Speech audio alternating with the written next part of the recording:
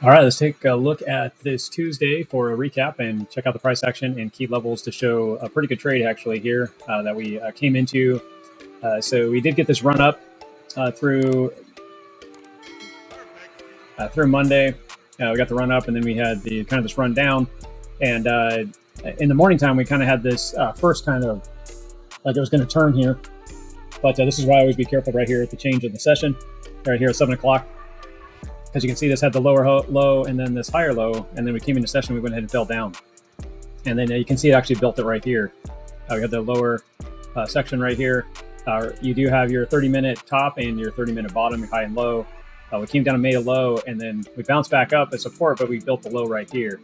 Now, this area right here actually gave us a pretty good indication of a buy to take off. On the higher time frame, so if you even go into like your 30-minute, this would be your low, and then this would be letting you get in. So see this, and then it comes down, that'd be your entry, and then it would rip up. So this would be your entry here. Now, if you go out to your 1 hour, the 1 hour would have just said this is your entry. So you could have just got in right here on the bottom. Now that would have been a hard call to make. And then going back into my 15, you also had an entry right here. So you could have got in right here. You could have got in through as it got broke up through in this area, and then when it pulled back, you could have got in there. So with being three options to get in on this, so if you got in here, your stop would have been down here below this first drawdown, and then you could have ran up in this area, or just ran it up to the whatever support you wanted to see fit. 3 to 1, 1.5. That's usually what I like to run. 3 to 1 is another strong trade, like in this trade here for how it came down right in the morning and set up. Once it's broke out, I would at least like to take it off at this level, and that would have been a 3 to 1. So if that's how you were trading it, you would have ended up getting taken out as this ran up right through here. If you got in later and you got in up here, you could have put your stop right back down in here as well.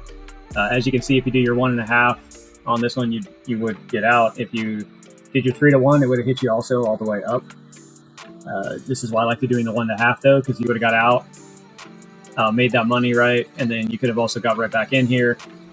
And since this was breaking back up, you would have got in somewhere around that level.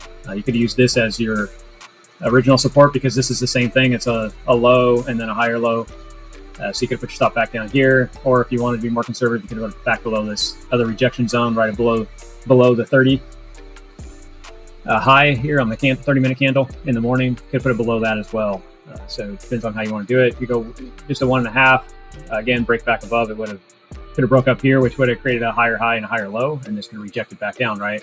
So that's what's nice about running that 1.5 is you would have got out. Now, obviously, this ran on up. Obviously, if you ran your target to 3 to 1, you would have got a 3 to 1 on this trade. So you could have got 1.5 twice. You could have got 3 to 1. It all depends on how you want to run it. Obviously, if you're trading basically with $100, 1.5 would be a $150 profit. You could have got $300 profit today on these two trades and take advantage of the market.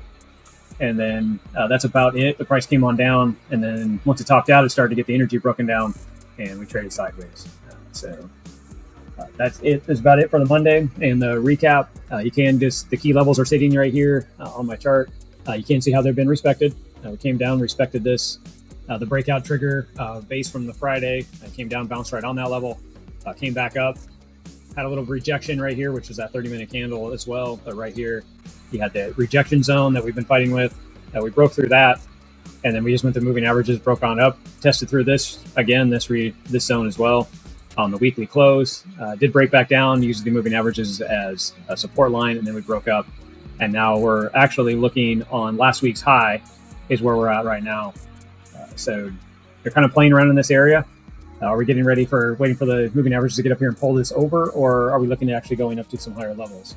This is where you really got to be cautious and be patient in getting into trades, because jumping into the stuff and trying to say, hey, this is a crazy nice bull flag here, because that's kind of, if you're going to be looking at lines, this is what you're looking at. If you want to look for direction, this is the breakdown here on the 50 minutes. So this is the bounce point. That's why I'm going to take this level.